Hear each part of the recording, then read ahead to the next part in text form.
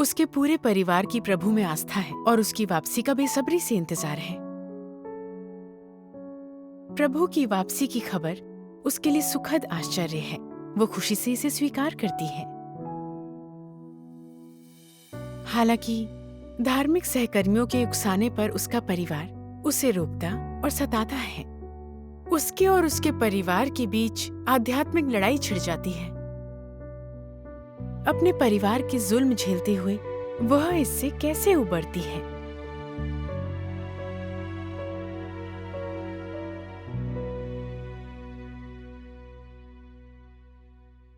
जब मैं छोटी थी तो मेरी माँ अक्सर मुझसे कहती थी, एक औरत के लिए अच्छा पति और हिले मिले परिवार से बेहतर कुछ नहीं है। केवल इन्हीं चीजों के साथ एक औरत खुश रह सकती है। ऐसी सोच मेरे मन में गहराई तक समा गई थी और मैं अच्छा पति पाने को तरसती थी जो बड़ी होने पर मेरी देखभाल करे। मगर चीजें वैसी नहीं हुई जैसा मैं चाहती थी। मेरी पहली शादी बहुत दुख से भरी थी।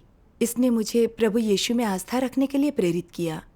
प्रभु की कृपा से मेरे मन को कुछ सुकून मिला, पर मेरी आस्था के कारण मेरा पति अक्सर मुझे पीटा करता था। आस्था जारी रखने के लिए उससे तलाक देने के अलावा कोई विकल्प नहीं था। बाद में कलीसिया की एक सहकर्मी यांग के परिचय से मैंने भाई वांग के साथ रिश्ता बनाया। मैंने देखा कि उसका परिवार प्रभु में आस्था रखता और मुझसे अच्छे से पेश आता है। मुझे वास्तव में खुशी हुई। भाई वांग और मैंने संकल्प लिया कि हम एक साथ प्रभु की वापसी का इंतजार करेंगे। साल भर बाद एक बहन ने मुझे प्रवचन सुनने बुलाया। कुछ दिनों की संगति में मैंने बहुत से ईश वचन पढ़े। सर्वशक्तिमान परमेश्वर ने परमेश्वर की 6000 वर्षीय प्रबंधन योजना के रहस्य प्रकट कर अंत के दिनों का न्याय कार्य कर रहा है।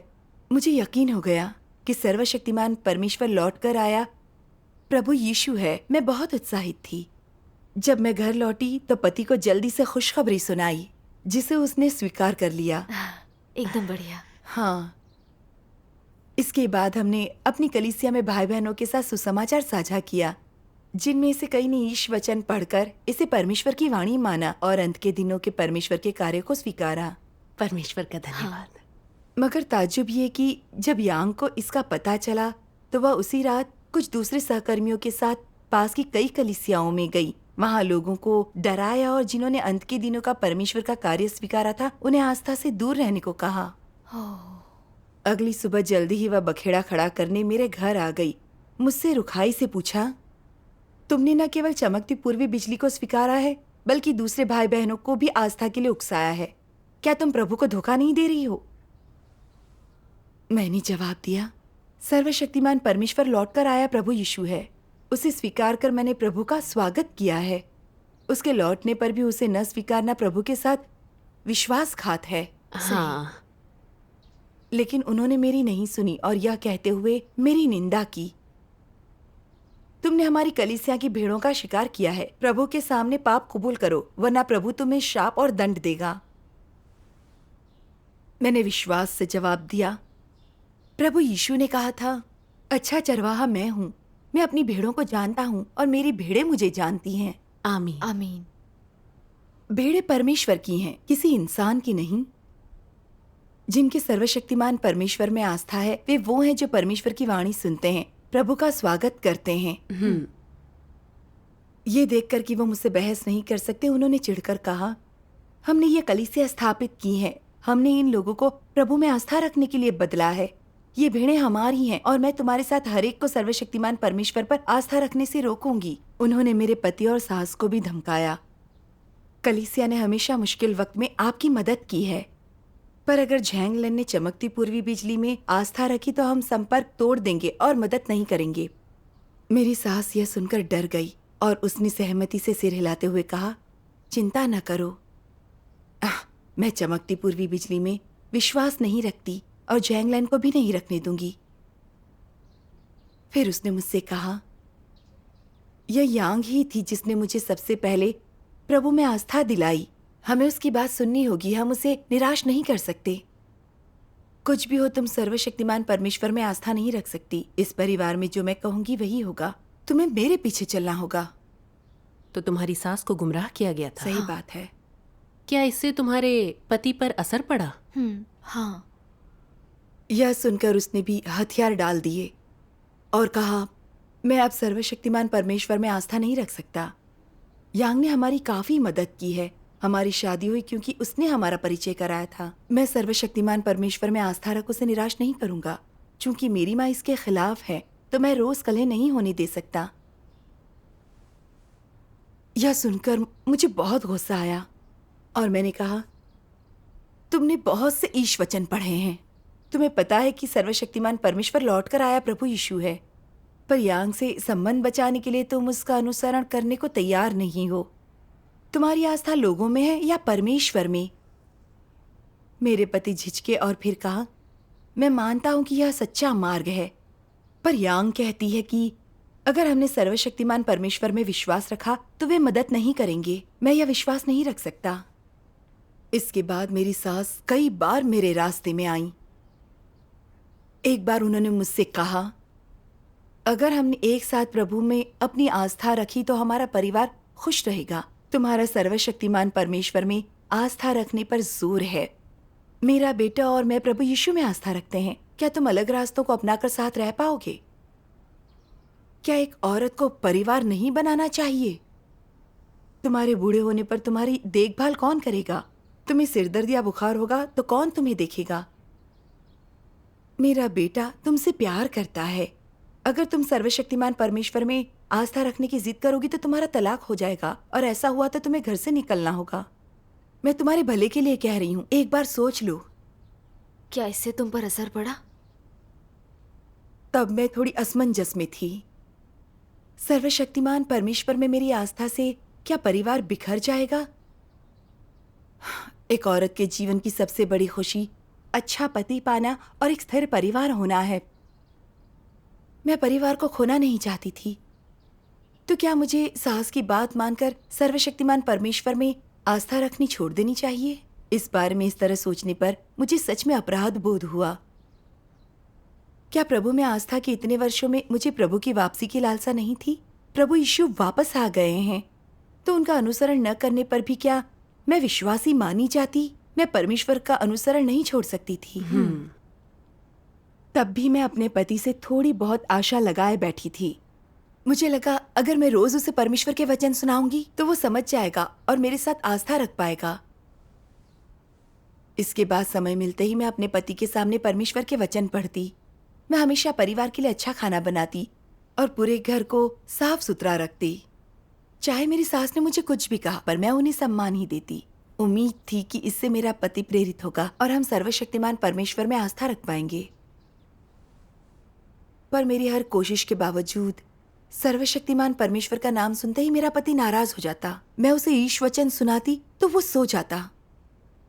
पति को इस तरह देखकर मैं उदासीन हो गई। इस दौरान मुझे लगा कि परमेश्वर की भेड़ें उसकी वाणी सुनती हैं। मेरे पति की आस्था झूठी थी और वो सत्य का अनुसरण नहीं करता था। अपने पति को साथ लाने के लिए मुझे भावनाओं पर नहीं चलना चाहिए। हाँ, सही बात है। अगर कोई परमेश्वर की भेड़ नहीं है तो तमाम कोशिशों के बाद भी सब बेकार है। हाँ, पूरे परिवार की आस्था हो सकती है, पर यह तय नहीं कि सभी स्वर्गारोहित होंगे। ये प्रभु यीशु की इस भविष्यवाणी को भी पूरा करता है। उस रात 2 मनुष्य एक खाट पर होंगे, एक ले लिया जाएगा और दूसरा छोड़ दिया जाएगा। उस समय 2 जन खेत में होंगे, एक ले लिया और दूसरा छोड़ दिया जाएगा। आमीन। कुछ समय बाद मेरे पति और सास ससुर का उत्पीड़न गंभीर होता गया। एक दिन बहन ली मुझे परमेश्वर के वचन की कुछ किताबें देने आई तो मेरी सास ने आंगन में खड़े होकर उसे गाली गलौज की और खूब हल्ला मचाया। मैं बहन ली को विदा करने ही वाली थी कि मेरी सास मेरे पति पर चिल्लाई, जरा जैंगलिन की अकल ठिकाने लगाओ। फिर मेरे पति ने एक मुर्गे को पकड़ा और पागलों की तरह मुझ पर फेंका। मैंने उसे चकमा दे दिया। मुर्गा मेरी बगल में बने लोहे के दरवाजे से टकराकर नीचे गिरा और मर गया। मुझे मारने से चूक जाने पर मेरी सास मेरे पति पर गला फाड़कर चिल्लाई, उसे मार, मार उसे। मेरे पति की आंखों में खून उतर आया था। वह चिल्लाते हुए मेरे पास आया, लगता है कि तो पिटे बिना नहीं मानेगी, तेरी यह इच्छा भी मैं पूरी कर देता हूँ। अगर यही करना है तो यहाँ से निकल जा। क्या वो ईसाई था? नहीं, मैं पति को देखकर बहुत डर गई, जो हमेशा मेरे साथ इतना उदार था, अचानक दुष्ट बन गया था। वो मुझसे दुश्मन की तरह इतनी नफरत कैसे कर सकता है? अपनी नफरत निकालने के लिए उसे मुझे मारने को उतावला देखकर मैं बहुत निराश हुई। मुझ पर उसे मुक्का उठाते देखकर मैंने जल्दी से मन में सुरक्षा के लिए परमेश्वर को पुकारा। मैंने पति से शांति से कहा, प्रभु यीशु ने हमें अपने दुश्मनों से भी प्यार करना सिखाया है। मैं तुम्हारी दुश्मन नहीं हूं और मैंने तुम्हारे साथ कोई अन्याय नहीं किया है, तो तुम मुझे क्यों मार रहे हो? ऐसा करके क्या तुम प्रभु में विश्वासी रह भी पाओगे? मेरे इतना कहते ही उसने मुझे पीटना बंद कर दिया। मेरी सास कठोर बनी हुई थी और बोली, अगर इसने सर्वशक्तिमान परमेश्वर में आस्था रखी तो मैं गुस्से से मर जाऊंगी। परिवार में अब या तो वो रहेगी या मैं। तुम्हें पत्नी चाहिए या मैं? बाद में मेरे पति ने मेरे सामने घुटने टेक दिए और आंसू भरकर कहा, मैं तुमसे भीख मांगता हूँ, बस सर्वशक्तिमान परमेश्वर में आस्था रखना बंद कर दो। मुझे अपना आपा नहीं खोना चाहिए था और मैं तुम्हें फिर कभी नहीं मारूंगा। बस एक बार मेरी सुन लो और वो किताबें वापस दे दो। अगर मेरी माँ सच में गुस्सा करके मरी तो हम बुरी संतान माने जाएंगे और हम अपना बाकी जीवन अपमान में बिताएंगे। अगर तुम मेरी माँ को नाराज नहीं करोगी तो मैं तुम्हें एक दिन शहर में रहने ले जाऊंगा और हम एक साथ सर्वशक्तिमान परमेश्वर में आस्था रखेंगे। पति को इतना परेशान देखकर मुझे समझ नहीं आया कि क्या करूं। मुझे पता था कि सर्वशक्तिमान परमेश्वर ने मनुष्य को बचाने के लिए कई सत्य जारी किए हैं। मुझे उस पर विश्वास रखना था। हाँ, लेकिन मैं परिवार को खोना नहीं चाहती थी। मैं अपने आंसू नहीं रोक सकी। अगर वह विचार बदलकर मेरे साथ सर्वशक्तिमान परमेश्वर में विश्वास कर पाया तो यह बहुत अच्छा होगा। अगर मैंने उसकी बात न मानी, फिर उसने चीजों को मुश्किल बना दिया और कुछ गलत हो गया, तो मैं क्या करूंगी? अगर मैं सचमुच अपनी सास पर नाराज हो जाती तो न केवल मुझे बदतमीज करार दिया जाता, बल्कि पति मुझे घर से निकाल देता। इन नतीजों पर सोचने से मुझे हर तरफ शिथिलता और कमजोरी महसूस हुई। मुझे लगा जैसे मैं सचमुच बंधन में थी। फिर मैंने वो फैसला लिया जिसका मुझे आज तक अफसोस है। तुमने क्या किया? कुछ दिन बाद एक बहन मुझसे मिलने आई तो मैंने असहाय होकर उससे कहा, अपनी सास को शांत करने के लिए मुझे ईश वचन की पुस्तकें लौटानी होंगी। मैं और मेरे पति अपनी आस्था का अभ्यास यहाँ से निकलकर ही कर पाएंगे। बहन ने मुझे फिर से सोचने का आग्रह किया, पर परिवार को बचाने के लिए बहुत झिझक के बाद मैंने उससे परमेश्वर के वचन की पुस्तकें लेने को कहा। एक बार जब किताबें चली गई तो मेरे दिन बेचैनी और निराशा में बीतने लगे, जैसे मेरा मन खोखला हो गया हो। मेरा खाना सोना छूट गया और मेरा दिल सचमुच पीड़ा से भरा था। मेरी सास ये देखकर बहुत खुश थी कि मैं सर्वशक्तिमान परमेश्वर के वचन नहीं पढ़ रही थी या सभाओं में नहीं जा रही थी। वह आंगन में खड़ी होकर गाना गाती। जब भी मुझे देखती तो जोर से गाने लगती। मुझे लगता मानो शैतान मेरा मजाक उड़ा रहा है। मैं बहुत पछताई और परमेश्वर के वचन की पुस्तकें लौटाने के लिए खुद से नफरत करने लगी।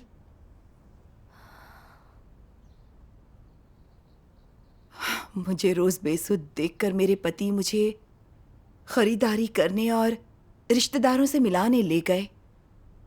जब मैंने पति को अविश्वासियों के बीच धूम्रपान करते, शराब पीते, गेम खेलते और नशे में धुत होते देखा, कहीं से भी वह रत्ती भर भी विश्वास ही नहीं लग रहा था।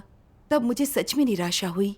मैं आखिर होश में आई। मेरा पति जानता था कि सर्वशक्तिमान परमेश्वर ही लौटकर आया प्रभु यीशु है। फिर भी उसने यांग और मेरी सास की बात सुनी। न केवल उसने सर्वशक्तिमान परमेश्वर में विश्वास नहीं किया, अब वह प्रभु यीशु के वचन भी नहीं मान रहा था। वह बाइबल पढ़ने की बजाय धूम्रपान करता और शराब पीता था। उसकी बोली और व्यवहार पूरी तरह गैर ईसाई के थे। वह गैर विश्वासी था। तो मेरे साथ सर्वशक्तिमान परमेश्वर पर कैसे विश्वास कर पाता? हाँ। अचानक मुझे होश आया। मेरे पति का कहना कि वह मेरे साथ सर्वशक्तिमान परमेश्वर में आस्था रखेगा असल में ईश वचन की किताबें वापस कराने की चाल थी, ताकि मैं सर्वशक्तिमान परमेश्वर का अनुसरण न करूं और दिलो जान से उसके परिवार की सेवा करती रहूं। क्या यह मुझे परमेश्वर से अलग कराने की शैतान की चाल नहीं थी? सही बात है। मैं इतनी अंधी और अज्ञानी थी कि मैंने शैतान की चालें सफल होने दी। मुझे भाई बहनों के साथ सभा करने और परमेश्वर के वचन पढ़ने के दिन बेहद याद आए। मैं उस आनंद से चूक गई जो परमेश्वर के वचन की संगत में मिलता था। परमेश्वर का धन्यवाद। ये अच्छी बात है कि तुम्हें होश आ गया था। सही बात है। हाँ। बाद में मैंने उस बहन को खोजा जिसके साथ मैंने बैठक की थी, पर वह पहले से ही दूर जा चुकी थी और मुझे नहीं पता था कि दूसरे भाई बहन कहाँ रहते थे। रोते हुए मैंने परमेश्वर से प्रार्थना की, मुझे रास्ता दिखाने को कहा। मुझे याद आया कि घर पर अभी भी परमेश्वर के वचनों के भजन वाला एक टेप रखा था। मैं बेहद उत्साहित थी और मैंने बार बार परमेश्वर को धन्यवाद दिया। पहला भजन जो बजा वह था, दुख से भर जाते हैं दिन परमेश्वर के बिन।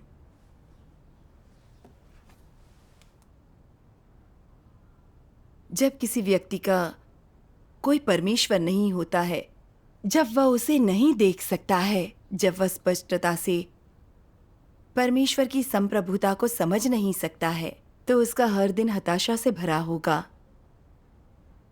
कोई व्यक्ति जहां कहीं भी हो, उसका कार्य जो कुछ भी हो, उसके आजीविका के साधन और उसके लक्ष्यों की खोज उसके लिए बिना किसी राहत के अंतहीन निराशा और असहनीय पीड़ा के सिवाय और कुछ लेकर नहीं आती है। ऐसी पीड़ा कि वह पीछे अपने अतीत को मुड़कर देखना भी बर्दाश्त नहीं कर पाता है। केवल तभी जब वह सृजनकर्ता की संप्रभुता को स्वीकार करेगा, उसके आयोजनों और उसकी व्यवस्थाओं के प्रति समर्पण करेगा और एक सच्चे मानव जीवन को खोजेगा, तभी पीड़ाओं से मुक्त होकर रिक्तता से छुटकारा पाएगा। आमीन। ये सुनते ही मेरे आंसू छलक पड़े। मैंने घुटने टेके और परमेश्वर से प्रार्थना की, हे परमेश्वर, तुम्हारे बिना मेरे दिन सचमुच अंधेरे में और पीड़ा से भरे हैं। मेरा जीवन पूरी तरह आशा के बगैर रहा। तुमने मुझ पर कृपा दिखाई ताकि तुम्हारे सामने आ सकूं। तुमने भाई बहनों को मेरा सिंचन और मदद करते रहने को प्रेरित किया। यह सब तुम्हारा प्यार है, मगर मैं इसे संजो नहीं पाई और अपने परिवार की रक्षा के लिए तुम्हें धोखा दिया। मुझ में सचमुच समझ नहीं थी। परमेश्वर, मेरे विद्रोह के बाद भी तुम मुझे प्रबुद्ध करते हो। मैं तुम्हारी ऋणी हूं।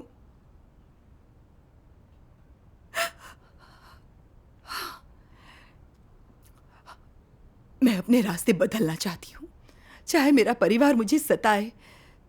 मैं दिल से तुम्हारा अनुसरण करूंगी। आमीन। प्रार्थना के बाद मुझे वास्तव में शांति और सुकून मिला। ताजुब यह है कि मैं अगले ही दिन सड़क पर एक बहन से मिली। परमेश्वर का धन्यवाद। मैं इतनी खुश थी जैसे लंबे समय से खोए रिश्तेदार से मिल रही हूं। मुझे पता था कि यह मेरे लिए परमेश्वर का प्रेम था और मैंने दिल की गहराई से परमेश्वर को धन्यवाद दिया। परमेश्वर का धन्यवाद। जब मेरे पति ने देखा कि मैंने फिर से सभाओं में जाना शुरू कर दिया, तो उसने मेरी बाइक तोड़ने और मुझे पीटने की धमकी दी। मेरी सास ने मुझे फिर सताना शुरू कर दिया, पर अब चाहे जितना सताए, मैं उनकी बात नहीं मानती थी। मुझे घर का काम पूरा करने के लिए रोज जल्दी उठना और देर से सोना पड़ता था, ताकि मुझे परमेश्वर के वचन इकट्ठा करने और पढ़ने का समय मिल पाए। हालांकि मैं घर का सारा काम संभालती थी और कभी कभी पूरी तरह थक जाती थी, फिर भी मेरे प्रति मेरे पति और सास का रवैया बिल्कुल नहीं सुधरा। असल में उत्पीड़न बढ़ता गया। जब वे मुझे परमेश्वर के वचन पढ़ते देखते तो मेरा मजाक उड़ाते। क्या किताब खाने की जगह ले सकती है? यदि तुम घूम रही हो तो काम कौन कर रहा है? एक बार जब मैं पेट दर्द के कारण आराम करना चाहती थी और काम नहीं कर पाई, तो मेरे पति ने मुझसे गुस्से में कहा, और उन चीजों का क्या जो मैं चाहता हूं कि तुम करो। मेरी सास ने मुझे कुछ दर्द निवारक दवाएं लाकर दी और उन्हें खाकर काम करने को कहा। उन्हें मेरे साथ ऐसा बर्ताव करते देखकर वाकई मेरा दिल टूट गया। मैंने इस परिवार के लिए दिन रात कुत्ते की तरह कष्ट सहे और काम किया, और फिर भी उन्हें मेरा जरा भी ख्याल या परवाह नहीं थी। मैं इस घर में परमेश्वर के वचन नहीं पढ़ पा रही थी, और बीमार होने पर मुझे आराम करने का भी हक नहीं था। क्या मैं ऐसा परिवार चाहती थी? और क्या यही खुशी थी? ऐसे जीना बहुत दर्दनाक है। हाँ, सही बात है। मैंने परमेश्वर का वचन पढ़ा।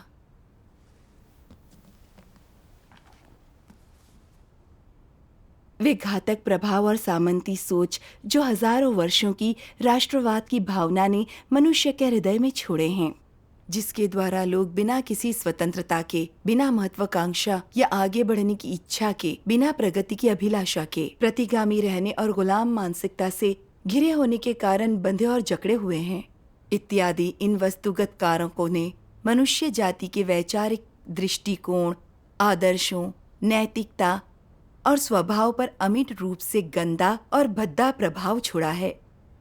ऐसा प्रतीत होता है जैसे मनुष्य आतंक की अंधेरी दुनिया में जी रहे हैं, जिसके पार कोई नहीं जाना चाहता, कोई भी आदर्श दुनिया में जाने की नहीं सोचता, बल्कि वे अपने जीवन की सामान्य स्थिति से संतुष्ट हैं। बच्चे पैदा करने और पालने पोसने, उद्यम करने, पसीना बहाने, अपना रोजमर्रा का काम करने, एक आरामदायक और खुशहाल परिवार के सपने देखने और दाम्पत्य प्रेम, नाती पोतों, अपने अंतिम समय में आनंद के सपने देखने में दिन बिताते हैं और शांति से जीवन जीते हैं। सैकड़ों हजारों साल से अब तक लोग इसी तरह से अपना समय व्यर्थ गवा रहे हैं। कोई पूर्ण जीवन का सृजन नहीं करता। सभी इस अंधेरी दुनिया में केवल एक दूसरे की हत्या करने के लिए तत्पर हैं, प्रतिष्ठा और लाभ की दौड़ में हैं। किसने कब परमेश्वर की इच्छा जानने की कोशिश की है? क्या किसी ने कभी परमेश्वर के कार्य पर ध्यान दिया है? आमीन। आमीन। परमेश्वर के वचन पढ़ना खत्म होते ही मेरे आंसू बह निकले। परमेश्वर का वचन मेरी स्थिति का खुलासा कर रहा था। मैं सामंती सोच से इतनी बंधी थी कि मुझे कोई आजादी नहीं थी। छोटी उम्र से ही मैं युवापन में शादी करो ताकि बुढ़ापे में साथी रहे, तुम्हारा पति तुम्हारी चट्टान है और परिवार तुम्हारा आश्रय जैसे विचारों के काबू में रही थी। इसलिए मैंने हमेशा खुशहाल घर, वैवाहिक जीवन का आनंद, सामंजस्यपूर्ण परिवार और खुशियों से भरे जीवन का सपना देखा। मगर हकीकत मेरी चाहत से बिल्कुल अलग थी। मेरी पहली शादी में सुख नहीं था और पति मेरी आस्था के कारण मुझे प्रताड़ित करता और पीटता था। दूसरे पति के साथ घर बसाने के बाद मुझे वह परिवार सचमुच अच्छा लगा। एक खुशहाल जीवन जीने के लिए मैं सुबह से शाम तक बिना उफ किए घर को संभालती थी, जब तक कि मेरी पीठ दर्द न करने लगती। लेकिन मेरे पति और सास ने मेरी परवाह नहीं की। उन्होंने मुझे सताया, मुझे ईश वचन पढ़ने नहीं दिए और बीमार होने पर काम करने को मजबूर किया। मैं गुलाम की तरह थी। यह कोई परिवार नहीं था। हाँ, इस परिवार के बिना कम से कम मैं परमेश्वर में आजादी से विश्वास रखने और उसके वचन पढ़ने और भाई बहनों के साथ संगति करने में सक्षम होती। ये परिवार मेरा गला घोंट रहा था और ये मेरा फंदा और बेड़ियां बन गया था। ये मेरी आस्था या कर्तव्य निर्वहन के लिए सही नहीं था। यह परिवार मेरी जिंदगी बर्बाद कर देता। हाँ, आखिर में जाग गई थी। मैंने हमेशा एक सुखी परिवार की कल्पना की थी, पर सभी को शैतान ने भ्रष्ट कर दिया है और वे भ्रष्ट स्वभाव से भरे हैं। लोग बेहद घमंडी, दम्भी, कुटिल, धूर्त और स्वार्थी हैं। जिस खुशहाल शादी को मैं तरसती थी उसका दुनिया में कोई अस्तित्व नहीं है। युवापन में शादी करो ताकि बुढ़ापे में साथी रहे और तुम्हारा पति तुम्हारी चट्टान है जैसे विचार झूठ और चालबाजी हैं जिन्हें शैतान लोगों को धोखा देने के लिए इस्तेमाल करता है। परमेश्वर के वचन के प्रकाशन से मैंने अपने परिवार के सार की थोड़ी समझ हासिल की। मैं पहले कितनी अंधी और अज्ञानी थी। परमेश्वर में विश्वास करके मैं सही जीवन पथ पर थी। मुझे पूरा समय सभा करने और कर्तव्य निभाने में लगाना था। इसलिए मैंने पति से कहा, मैं केवल परमेश्वर में आस्था के कारण तुम्हारे साथ आई थी। मैं प्रभु की वापसी का स्वागत करती हूँ और यदि आपको विश्वास नहीं है तो भी मैं विश्वास करूंगी। भले ही हम तलाक ले लें, मैं सुसमाचार फैलाना जारी रखूंगी। आमीन। परमेश्वर का धन्यवाद। तो आपके पति ने इसे कैसे लिया? मेरा संकल्प देखकर वह मेरे रास्ते में न आने को मान गया। मगर अच्छी चीजें देर तक नहीं टिकती। जल्दी उसने मुझे फिर सताना शुरू कर दिया। एक बार कुछ भाई बहन मेरे घर एक सभा के लिए आए। एक बहन की बाइक के टायर में हवा नहीं थी, तो उसमें हवा डालने को मैंने पंप निकाला। मगर ये देख मेरी सास ने शोर मचा दिया और शातिराना नजर से देखते हुए पंप छीन लिया। वो बहन घबरा गई। मेरी सास ने मुझे डांटा और दांत पीसे। मैंने तुम्हें सर्वशक्तिमान परमेश्वर में आस्था रखने से मना किया है, अब मैं तुम्हें बताती हूँ। सर्वशक्तिमान परमेश्वर में आस्था रखने से अच्छा मैं तुम्हें निकाल दूंगी। यह कहकर उन्होंने चिल्लाते हुए मुझे पीटना शुरू कर दिया और तब तक पीटा जब तक मेरा सिर नहीं घूमने लगा। मुझे पीटती देख भाई बहन मेरी सास को रोकने की कोशिश में आगे आए, पर वह उन पर चिल्लाई, मैं तुम सभी को पब्लिक सिक्योरिटी ब्यूरो भिजवा दूंगी, फिर देखती हूँ। वो विश्वासी नहीं हो सकती। बिल्कुल नहीं। कितनी भयानक थी वो। तब तक भीड़ हंगामा देखने को सड़क पर जमा हो गई थी। मुझे लगा था कि पति उनसे बात करके उन्हें चुप कराएगा, पर मुझे ताज्जुब हुआ जब अपनी माँ के गुस्से के चलते उसने मेरे सिर के पीछे मुक्का मारा, जिससे मैं बेहोश हो गई। ऐसा कौन सा पति करेगा? मारपीट के कारण मेरा पति मेरे मन से उतर गया और मैं आत्मचिंतन करने लगी। मेरा इस परिवार में बने रहने का क्या मतलब है? हाँ। बाद में मुझे परमेश्वर का वचन याद आया। पति अपनी पत्नी से क्यों प्रेम करता है? पत्नी अपने पति से क्यों प्रेम करती है? बच्चे क्यों माता पिता के प्रति कर्तव्यशील रहते हैं और माता पिता क्यों अपने बच्चों से अतिशय स्नेह करते हैं? लोग वास्तव में किस प्रकार की इच्छाएं पालते हैं? क्या उनकी मंशा उनकी खुद की योजनाओं और स्वार्थी आकांक्षाओं को पूरा करने की नहीं है? आज लोगों में एक दूसरे के बीच भौतिक संबंध होते हैं, उनके बीच खून के रिश्ते होते हैं, किंतु भविष्य में ये सब ध्वस्त हो जाएगा। विश्वासी और अविश्वासी संगत नहीं हैं, बल्कि वे एक दूसरे के विरोधी हैं। आमीन। परमेश्वर के वचन के प्रकाशन से मैं समझ गई कि सभी को शैतान ने भ्रष्ट कर दिया है और सभी लोग स्वार्थी हैं। पति और पत्नी केवल अपनी स्वार्थी इच्छाएं पूरी करने और एक दूसरे का इस्तेमाल करने के लिए साथ हैं। मेरे पति की मीठी बातें और मेरी परवाह सिर्फ मेरा इस्तेमाल करने के लिए थी, ताकि मैं बच्चों और बुजुर्गों की देखभाल कर सकूं।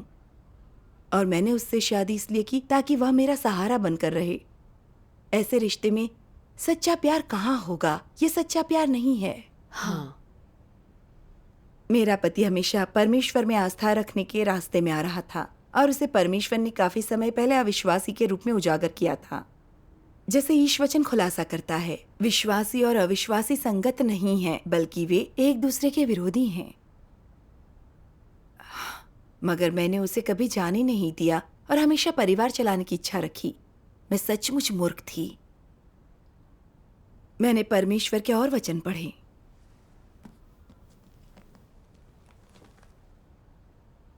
यदि कोई परमेश्वर को नहीं पहचानता, शत्रु है। यानी कोई भी जो देहधारी परमेश्वर को नहीं पहचानता, चाहे वह इस धारा के भीतर है या बाहर, एक मसीह विरोधी है। शैतान कौन है? दुष्ट आत्माएं कौन हैं? और परमेश्वर के शत्रु कौन हैं? परमेश्वर में विश्वास न रखने वाले प्रतिरोधी, क्या ये वे लोग नहीं जो परमेश्वर के प्रति अवज्ञाकारी हैं? क्या ये वे नहीं जो विश्वास करने का दावा तो करते हैं परंतु उनमें सत्य नहीं है? क्या ये वे नहीं जो सिर्फ आशीष पाना चाहते हैं और परमेश्वर की गवाही नहीं दे पाते? आमीन। आमीन। परमेश्वर के वचन पढ़कर मैं पति के सार को साफ तौर पर देख पाई। मेरे पति को प्रभु यीशु के नाम में आस्था थी।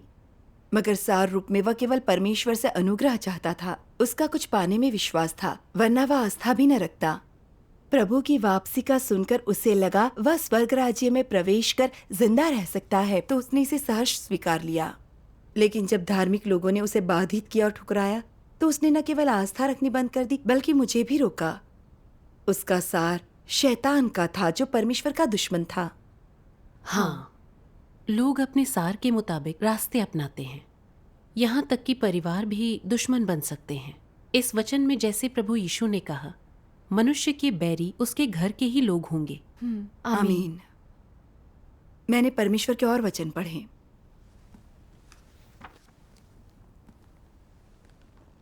इंसान परमेश्वर के दिल के प्रति इतना लापरवाह क्यों है? क्या वह चुपचाप इस दमन और कठिनाई को माफ कर देता है? क्या वह उस दिन की कामना नहीं करता जब वह अंधेरे को प्रकाश में बदल सके? क्या वह एक बार फिर धार्मिकता और सत्य के विरुद्ध हो रहे अन्याय को दूर नहीं करना चाहता? क्या वह लोगों द्वारा सत्य का त्याग किए जाने और तथ्यों को तोड़े मरोड़े जाने को देखते रहने और कुछ न करने का इच्छुक है? क्या वह इस दुर्व्यवहार को सहते रहने में खुश है? क्या वह गुलाम होने के लिए तैयार है? क्या वह इस असफल राज्य के गुलामों के साथ परमेश्वर के हाथों नष्ट होने को तैयार है? कहाँ है तुम्हारा संकल्प? कहाँ है तुम्हारी महत्वाकांक्षा? कहाँ है तुम्हारी गरिमा? कहाँ है तुम्हारी सत्यनिष्ठा? कहाँ है तुम्हारी स्वतंत्रता? वह क्यों नहीं जितनी जल्दी हो सके परमेश्वर को अपना जीवन सौंप देता? वह क्यों अभी भी डगमगाता है? वह कब परमेश्वर का कार्य समाप्त कर सकता है? इस प्रकार निरुद्देश्य ढंग से तंग और प्रताड़ित किए जाते हुए उसका जीवन व्यर्थ ही व्यतीत हो जाएगा।